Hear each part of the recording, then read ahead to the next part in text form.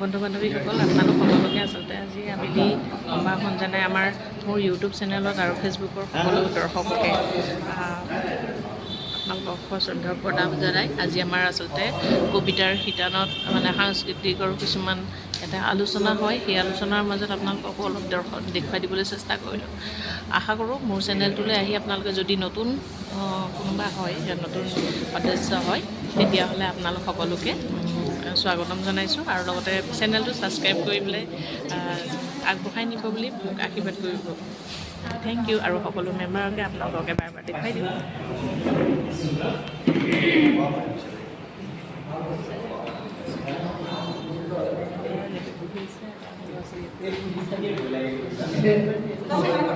আপোনালোক সকলো তেনেকৈ মোক আশীৰ্বাদ কৰিব যাতে মই আগুৱাই যাব পাৰোঁ।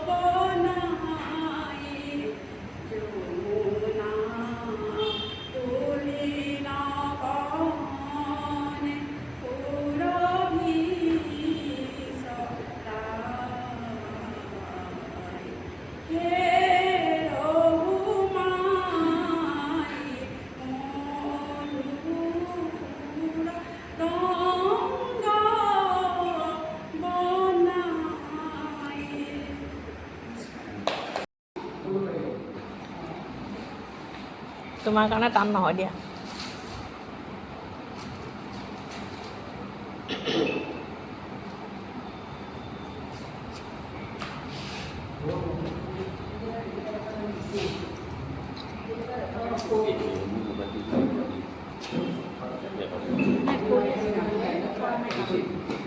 কাৰো কৰা নাই কৰি আছো ন।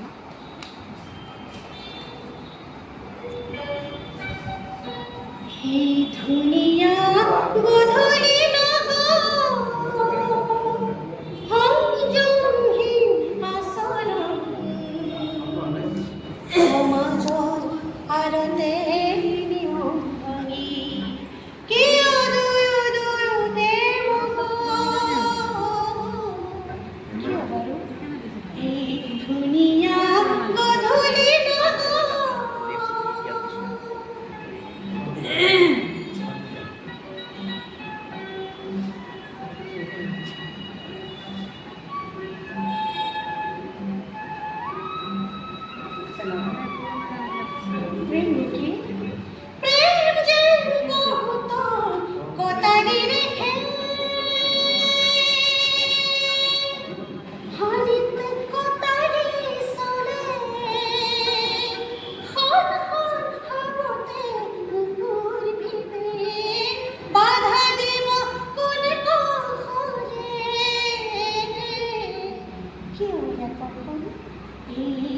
ধুনীয়া গধূলি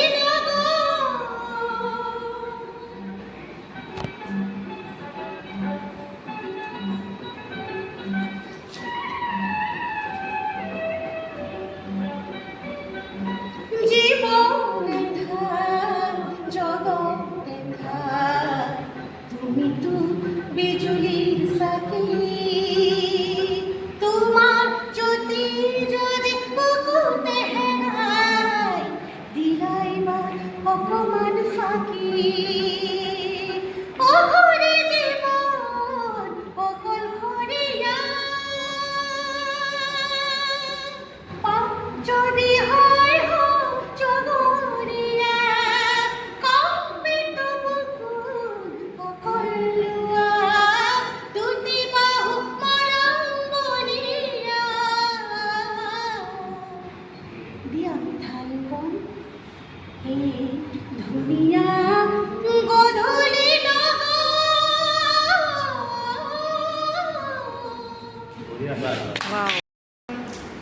মানে কিয় জানো ভুল হেন লাগে বুলি মানে এটা ভাৱ প্ৰকাশ কৰিব ওলাইছোঁ। মানে কবিতাৰ আকাৰ দিবলৈ চেষ্টাহে কৰিছোঁ। কবিতা হৈছেহে নহৈছে নাজানো, কিন্তু যদিহে ভুলছে পথ প্ৰদৰ্শন হ'ব বুলি আশা কৰিছোঁ।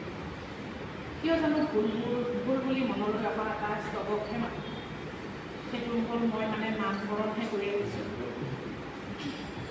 কিয় পৰা অৱহেলিত, কিয় পৰা অৱহেলিত, কিয় পৰা অপমান, কিয় পৰা প্ৰতিফলিত এই সমাজৰ পৰা নাই জানো আমাৰ অধিকাৰ অহিংসাৰ হকে মাত মতা দুখীয়াৰ লগত থিয় হোৱাৰ অকল টকাই সকলো হ'ব পাৰে নেকি? সময়ত দুখৰ দিনত কাষত থিয় হৈ মই আকৌ উদলাই দিওঁ তোৰ কাষত বুলিবলৈ সেইখন সাহস দিয়াটো জানো ভুল? সুখৰ সময়ত দুখেৰ কাঁহীত জঁপিয়াই পৰা হাজাৰজন পাবা, ভাবা নেকি সেয়া তোমাৰ প্ৰতীৰ্থ হ'ব পাৰে বুলি? তোমাৰ ঘৰৰ সীমা পাৰ হৈয়ে ক'ব বেছি কৰিলে অথবা অন্যায়। কিন্তু সাধাৰণকৈ পতা পুথি পঢ়া এভাগত ভকতক সেৱা কৰি ভক্তিৰে ঈশ্বৰক পোৱাহেন খুব পায়, সেয়া জানো ভুল? আৰু হাতৰ ধনৰ যিদৰে দৰকাৰ এখন সুস্থ সমাজ গঢ়াটো আমি প্ৰতিজন জনতাৰ অধিকাৰ বুলি ভবাটো জানো ভুল? প্ৰত্যেকে ভাবিব লাগিব নৱপ্ৰজন্মক মুকলি শিক্ষা, মুকলি বিচাৰ বুদ্ধি, মুকলি মনৰে সমাজ ব্যৱস্থাৰ সম্পৰ্কে পাঠন দিব লাগিব, সেয়া জানো ভুল? আঙুলিত ধৰি নিব লাগিব দিশ দিগন্তৰ সপোন পোহৰাবলৈ দিব লাগিব সপোনৰ মন কৰি। দুখিলে নহ'ব ভুল হ'ল বুলি চকু ৰাখিব লাগিব প্ৰতি খোজত আজিৰ ব্যৱস্থা শোভিত হৈছিল। চকুত পৰা কিছুমান ভুল নিৰ্ণায়কৰ বাবে সন্ধিয়া চৰাইজাক য'ত বাহলৈ উভতি আহে, তেনে সিহঁত কিয় উঠা নাই? মোৰ সন্তান ক'ত মই বিচাৰ কৰাটো ৰখাটো প্ৰয়োজন নহয় নেকি? শিকাব লাগিব সময়ক সন্মান কৰা, কাৰণ সময় বৰ নিষ্ঠুৰ, কাৰো বাবে নৰয়। এই মূল্যৱান সময়ৰ লগত বান্ধ খাই আছে আমাৰ সন্মান, আচাৰ ব্যৱহাৰ আৰু শিষ্টাচাৰ। কি দিছোঁ আমি ভুলবোৰ? চকু ফুৰোৱাটো দৰকাৰ আমাৰ নহয় নেকি?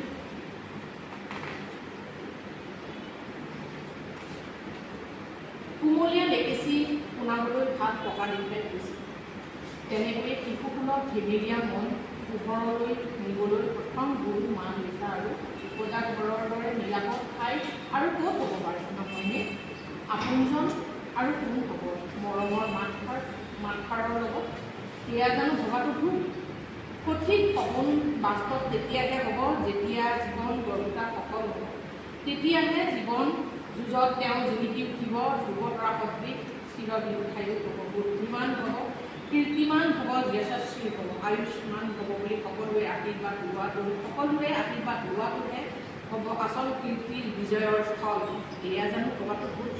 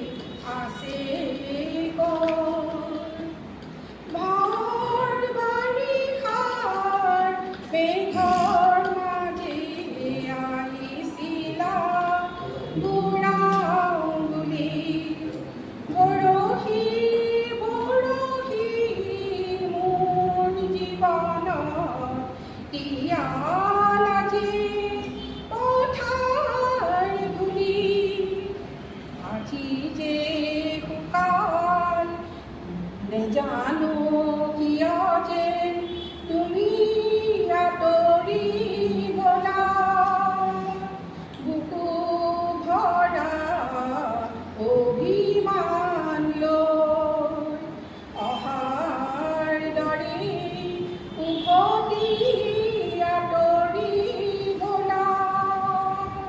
বাটে বাটে ফুল সিঁচি থৈ ৰ'দৰ তাপত মৰহি শুকালেও তোমাৰ কথাতে আছে ভৰ বাৰিষাৰ মেঘৰ দৰে আহিছিলা।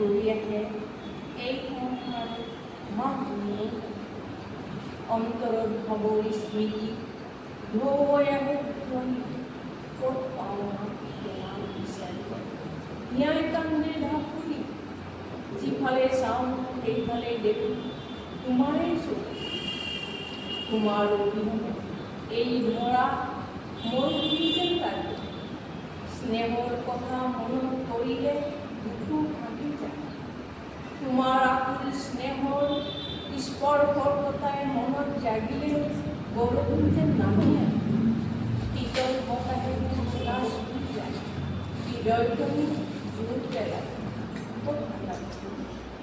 আকাশত বতাহত মহামন্দিৰ চকু মুদিলে তোমাক দেখা পাওঁ চকু মেলিলে শূন্যতাকে পাওঁ আছানে ভৰাবত তৰা হৈ ইমানে দেখা এবাৰ পুনৰ বিচাৰোঁ আকুল হৃদয়ে তোমাক এই জনমত নাপাওঁ দেখা অহা জনমত পুনৰ যেন তোমাৰেই তোমাৰ ফলা পাওঁ মা তোমাৰ আচলত ধৰি পিছে পিছে তোমাৰ লগত তুমি যলৈকে যোৱা তালৈকে যোৱাৰ যি প্ৰথম তোমাৰ অবিহনে ক'তো বিচাৰি পাওঁ তোমাৰ চেনাকি কাটিব যায়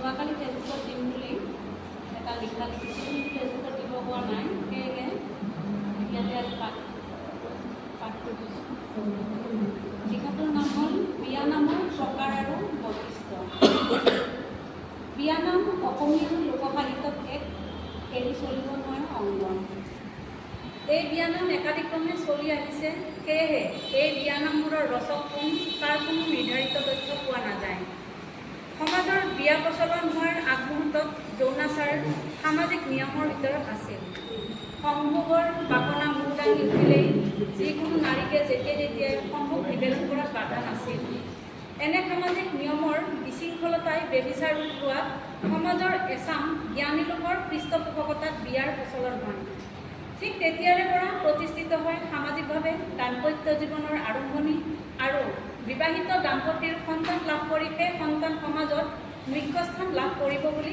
পৰিচিত হয় বিয়ানামসমূহ প্ৰধানকৈ দুটা ভাগত ভাগ কৰিছে পৌৰাণিক আৰু আধুনিক ইয়াৰে 4 প্ৰকাৰ উৎকৃষ্ট আৰু 4 প্ৰকাৰ নিকৃষ্ট হিচাপে বিভক্ত কৰিছে বিবাহ 8 প্ৰকাৰ মনুসংহিতাৰ মতে ব্ৰহ্মা দৈৱ আৰ্য প্ৰজাপত্য আসুৰী গান্ধৰ্ব ৰাক্ষস আৰু কৈলাস সাত্বিকভাৱে বিবাহ কৰাব লাগিলে প্ৰথমতে মন্ত্ৰ আৰু কৰ্মৱতী দৃষ্টি ৰখা একান্ত প্ৰয়োজন তলত 8 প্ৰকাৰ বিবাহৰ বিৱৰণ দিয়া এনেধৰণৰ ব্ৰহ্মা এজন গুণৱান ল'ৰাৰ লগত কথা বতৰা পাতি কন্যাদান কৰাকে ব্ৰহ্মাক বিবাহ বোলে দৈৱ প্ৰাচীন কালত যিকোনো যজ্ঞৰ কাৰ্যত নিযুক্ত থকা ঋষিক দক্ষিণাৰূপে কন্যাদান কৰাকে দৈৱ বিবাহ বোলে আৰ্য ল'ৰা ঘৰৰ পৰা গাই আৰু বলদ লৈ কন্যাদান কৰাকে আৰ্য বিবাহ বোলে প্ৰজাপত্যই কন্যা ল'ৰা মিলি নিজৰ ধৰ্ম আচৰণ কৰি হোম যজ্ঞৰ আগত কন্যাদান কৰাকে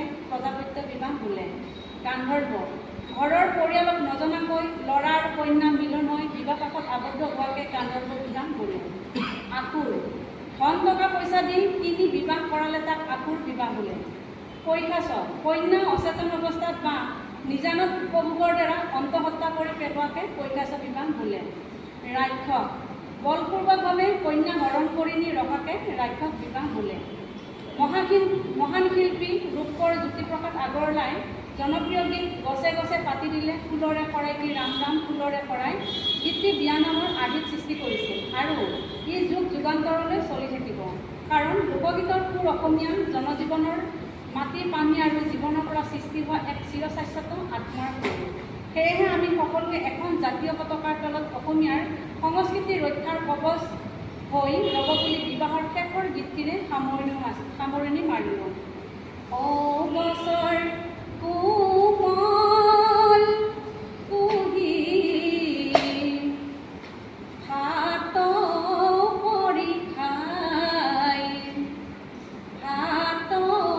পৰীক্ষাই মা দেউতাৰ চকুৰ মণি লোকে লৈ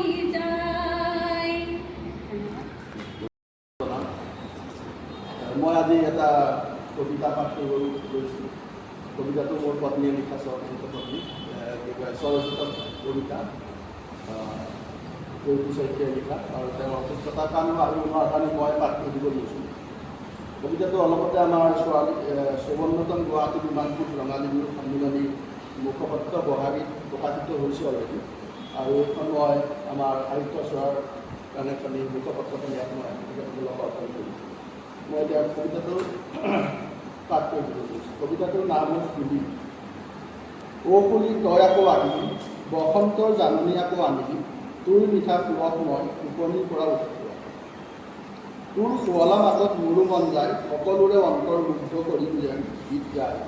কিন্তু মোৰ যে কণ্ঠ নাই, মন আছে, তই জানো মোক মিঠা সুৰ শিকাবি। গছৰ ডালত পাতৰ আঁৰত কিয় থাকোঁ, পাতৰ আৰে আৰে মোক কিয় মাত, মোৰ কাষলৈ তই কিয় অহা নাই, তোৰ লগত মোৰ কথা আছে জাননে নাই। যোৱা বহাগত লগ ধৰিম বুলি পাহৰি গৈছিলি, তোতকৈ আপোনজনক পাই চাগে পাগলী হৈছিল। সঁচাই তই এদিন মোক কৈছিলি, মিঠা কণ্ঠৰে আপোন কৰ অন্তৰেৰে নহয়, গানেৰে মন বোলা প্ৰেমেৰে নহয়। মই নিজকে পাহৰি গৈছিলোঁ খন্তেক ভাল পোৱাজনৰ কণ্ঠস্বৰে। আজিও মোক দেখে তোৰ দৰে মোৰ চকু হৈ আহে চকুলো ধুই থাকে। এতিয়া সময় বহুত হ'ল, মই যাওঁ দেই, আকৌ আহিম তোক পাবলৈ পোৱা। বহু কথা পাতিম গতিকে গতিকে মনৰ বিষাদ আঁতৰাম তোক লগ পালেগে।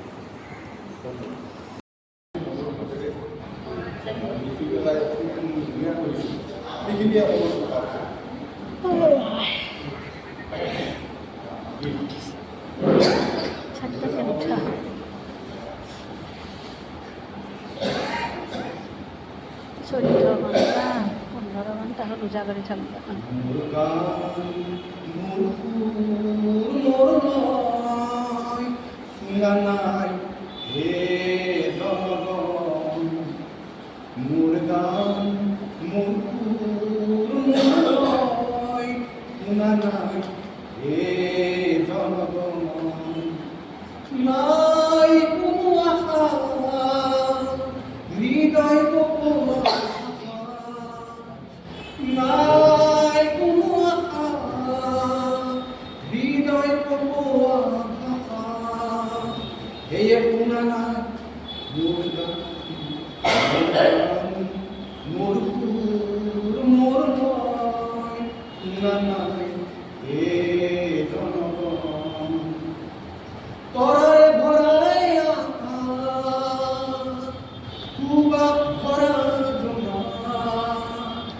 হৃদয়ৰ স্বপ্ন ভাষা এবতে হেয়ে শুনা নাই মোৰ গান মোৰ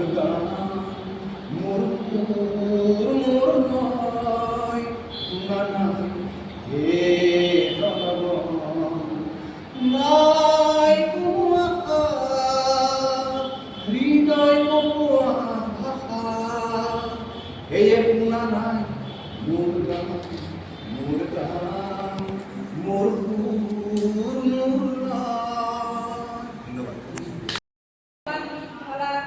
ডেকা গাভৰু হৃদয়ৰ অনুৰাগ তেওঁৰে দৃষ্টিত নাচি থাকে যেন সৃষ্টিক অনাবিল বৈভৱ। এইজন কবিৰ হৃদয়ৰ এচলু পানী পোৱাই ৰাখে সহস্ৰ পাঠকৰ বহল।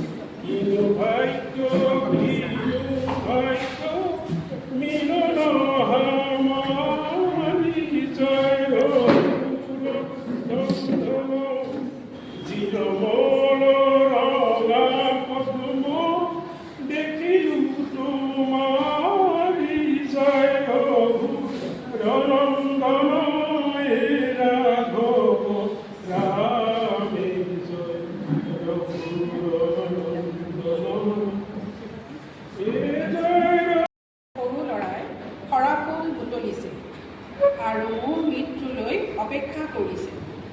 নিয়তিয়ে নিষ্ঠুৰ হাতেৰে অঁকা নক্সাত মই ছটিয়াম সেইবোৰ ফুল, শেৱালি নেৱালী পলাশ পাৰলি পাৰিজাত জুতি যায়। জোনমণি দাসৰ ৰচিত। মই সেই সৰু ল'ৰাটো যি সৰাফুল বুটলি আছে, কবিতা মোৰ শান্তি আৰু সকাহ। কবিতা লিখাৰ বাহিৰে জীৱনত মোৰ কোনো মহৎ উদ্দেশ্য নাই। জোনমণি দাসৰ স্বৰচিত কবিতা। এতিয়া মই গীতে মই ৰাণীৰ পৰা আজি প্ৰথমবাৰ আপোনালোকৰ মাজত আহিছোঁ। কবিতা আৰু সংগীত খুবেই প্ৰিয়, ঠাণ্ডাই হওক কবিতা সেইকাৰণে আহিলোঁ। লিখি লৈ অহা নহ'ল, মোবাইলতে কবিতা এটা আপোনালোকৰ লগত মানে মাত কৰিছোঁ। মোৰ স্বৰচিত কবিতা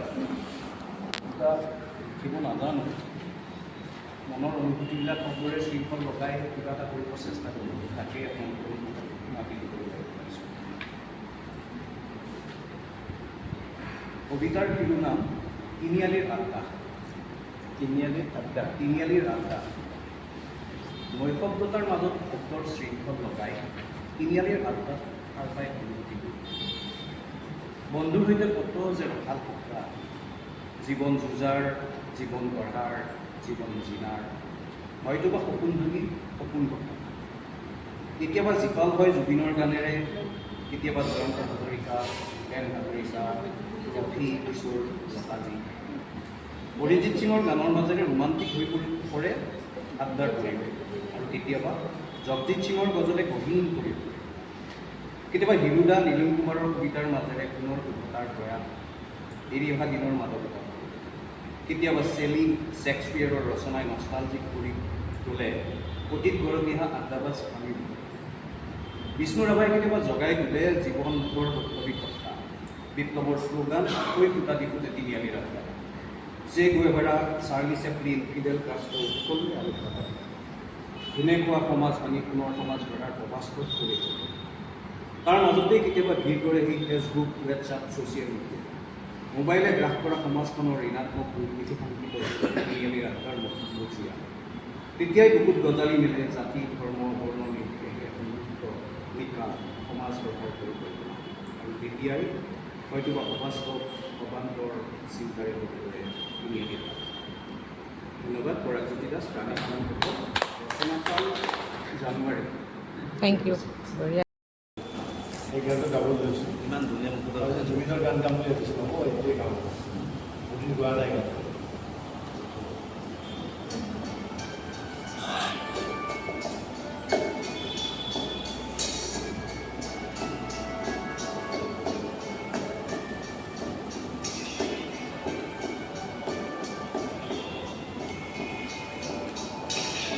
নাই ভাল পাইছে।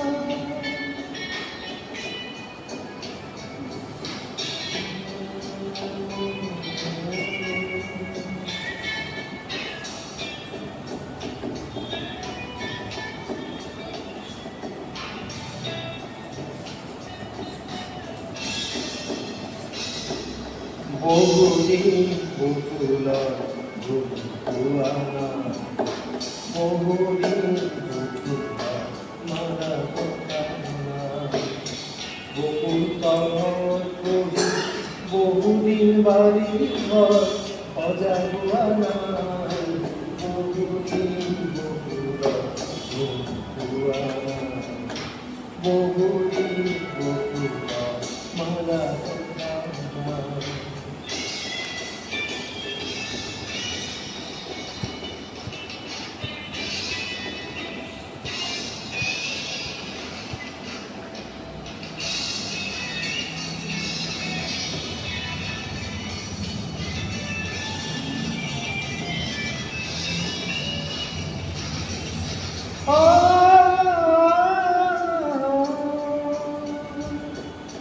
বকুলৰ কথা কলে বহুতো চিনাকি মোৰ চকুৰ আগেদি ভাহি যায়।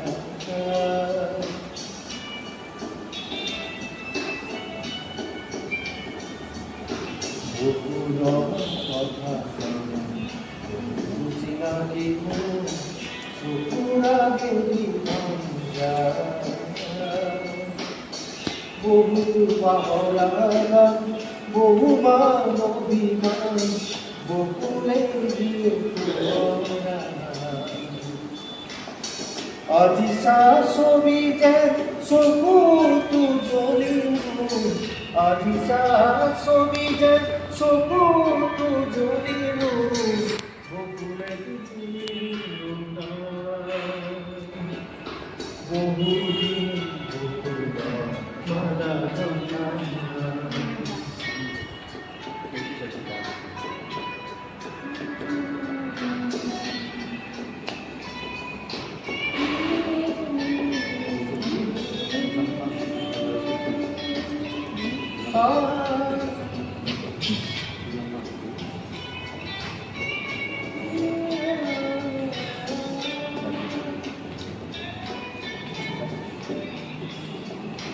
এমুঠি বকুল ফুল আগুৰি খৰি খৰি গৈ বকুলে আকুল কৰা দিনৰ পুৰবিও পুৱৰণি হৈ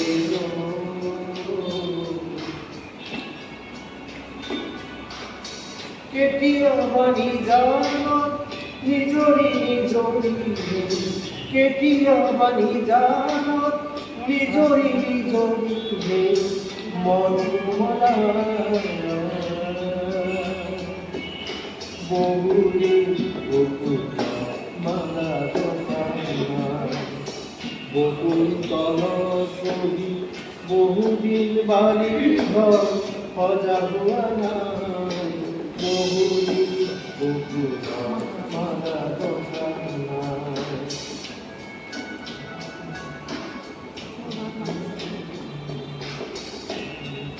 তলত বহি বহুদিন বালি ঘৰ সজা হোৱা নাই বহুদিন বকুল হোৱা নাই বহুদিন বকুল মালা দকা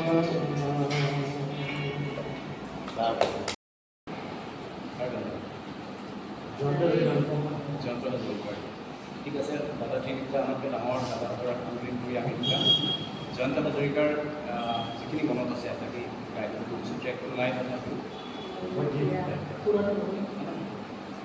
মায়া মই ৰূপালী জোনা ছায়া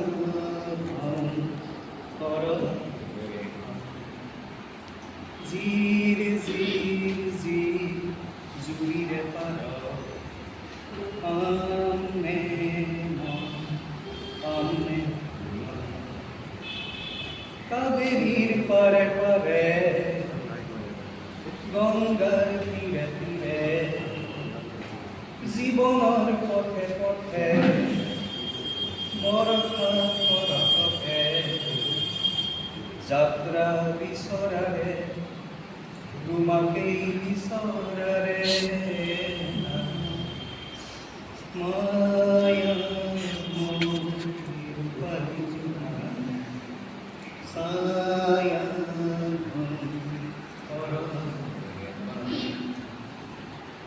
তুমি অজানা মোৰে গভীৰ সুখমাৰে তুমি এই জানো শান্তি প্ৰাণৰা তোৰে কান্তি মই তৃষাতুৰে মৰুভূৰ হাহাকাৰ মায়া মন ৰূপালী জোনা ছায়া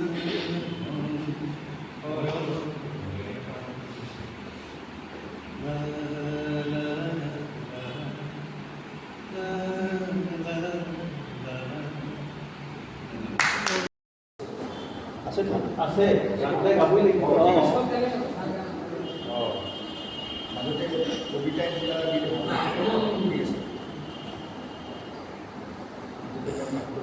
সৰস্বতী কবিতা কবিতা কি নাম হ'ল কবিতাটো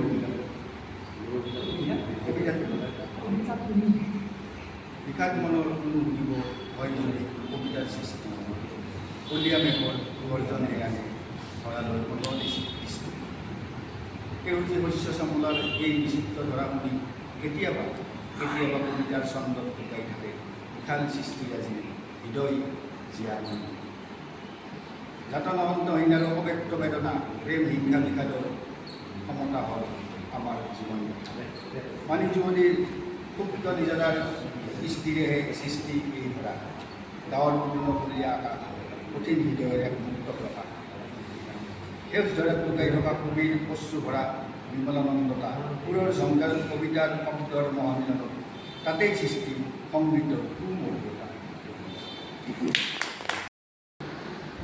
মহাপুৰুষ শংকৰদেৱ আমাৰ গুৰু কেৱল ব্যক্তিসত্তাৰ উপৰিও এক মহান সত্তা অসমীয়া জাতিৰ জনক বিশ্ব সমাজৰ জীৱন ধাৰা তেওঁ এজন মহাপুৰুষ পূৰ্ণভূমি বটদ্ৰৱা নিৰ্গুণ ভগতী বাটকটীয়া তোমাৰ জন্মস্থান কুকুম্বৰ তোমাৰ পিতৃ মাতৃ সত্যসন্ধাৰ অকৰ্মীয় খেল সুধি ললিতা পালিতা মাতৃ জীৱনৰ আদি চিনাকি 1450 চন কুকুম্বৰৰ ঘৰত আৱিৰ্ভাৱ হৈ মহেন্দ্ৰ কন্দলীৰ গুৰুকুলত শিক্ষাৰাধি পাতিকি কৰতল কমল স্বৰ্ণকণ্ঠৰ কবিতা এক বিস্ময়কৰ প্ৰতিভাৰে গণি তোমাৰ বুদ্ধিদীপ্ত কৌশলেৰে নিজ ৰাজ্যত আতংকিত কছাৰী ৰজাৰ আক্ৰমণ কৰাই দি নিজৰ পৰিয়ালক সুৰক্ষিত কৰি সমাজ সংস্কাৰৰ তাগিদাত নদীপথেৰে কৰিলা অসম পৰিক্ৰমা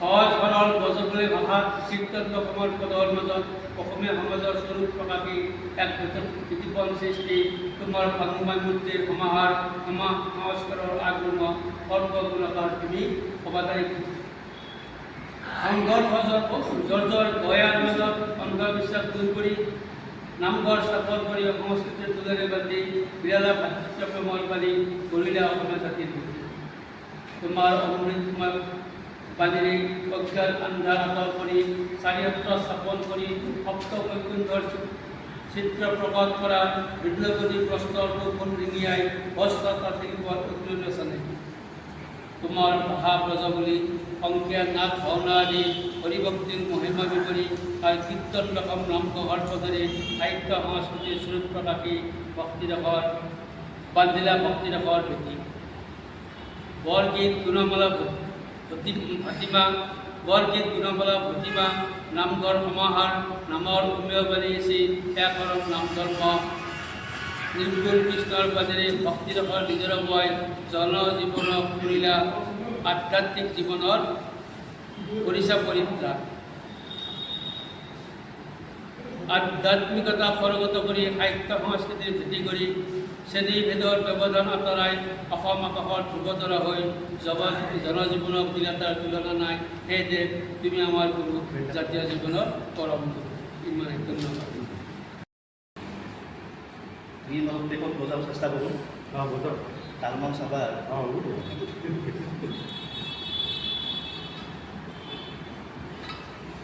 চাউণ্ডটো মানে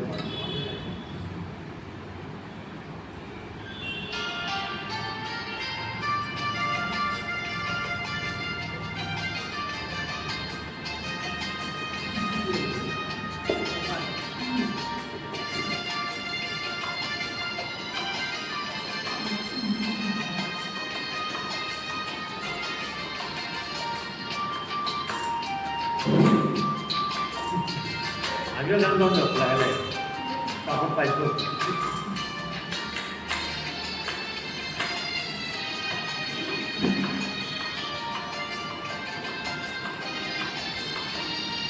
ৰ'দ পাই ৰঙা হ'ল পুৱাৰ কুমলীয়া নিয়ম পাইছিলি কৰে ৰ'দ পাই ৰঙা হ'ল পুৱাৰ কুমলীয়া নিয়ম পাইছিলি কৰে পাপাই নাচনি হলি নাচনি পাপাই নাচনি হলি নাচনি নাচনত দেহৰ ঘামৰে ৰ'দ পাই ৰঙা হ'ল পুৱাৰ কুমলীয়া নিয়ম পাইছিলি কৰে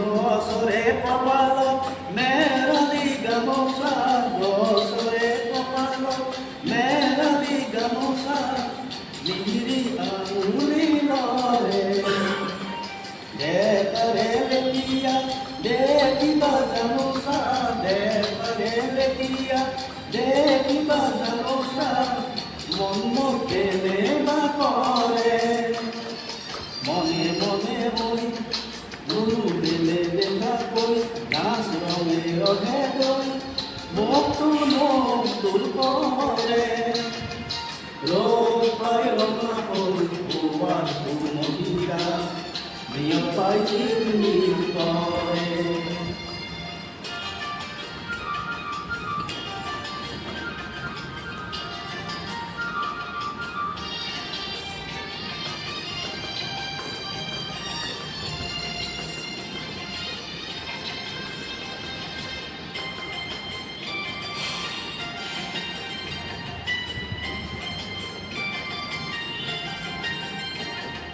চকুৰে আঁতৰি থাকিব নোৱাৰি চকুৰে আঁতৰি থাকিব নোৱাৰি বুকুৰে আঁতৰি ধৰে ঐ জেনেৰে ভেটিবি জোমেৰে ভেটিবি জেনেৰে ভেটিবি জোমেৰে ভেটিবি মনে অগাদেৱা কৰে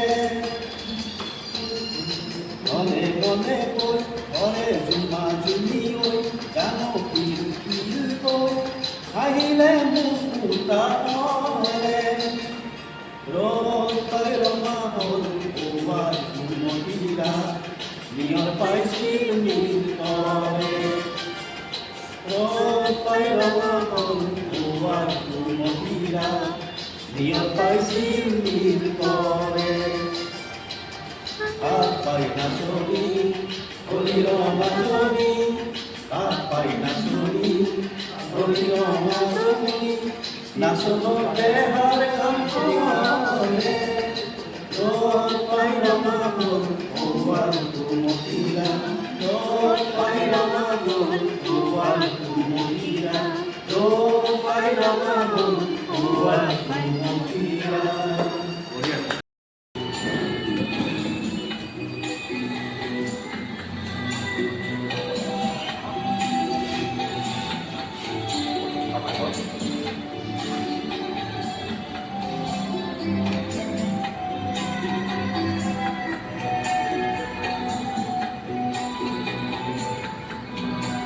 মায়াবিনী রাতির বুকুর দেখা পারো তোমার ছবি ধরা দিলা ভুবনে আমি আর কোনা তুমি যে মোর ফুকান মারার নিয়রে শেষা তোমার নামিয়া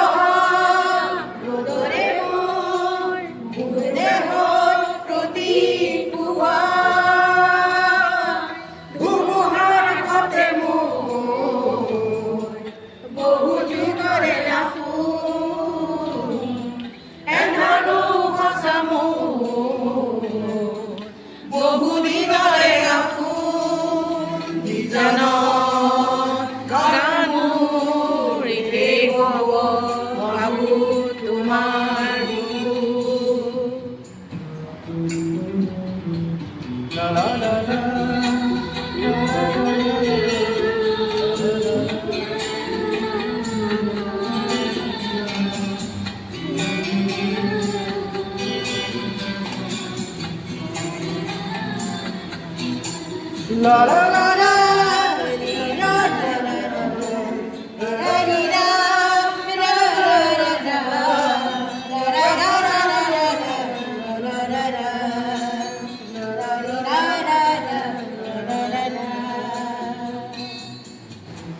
ঘরতর প্রভাতী ফুলে বহু তোমারে মোর কথা প্রতি মেঘরে দেখা জুনে বহু তোমাকে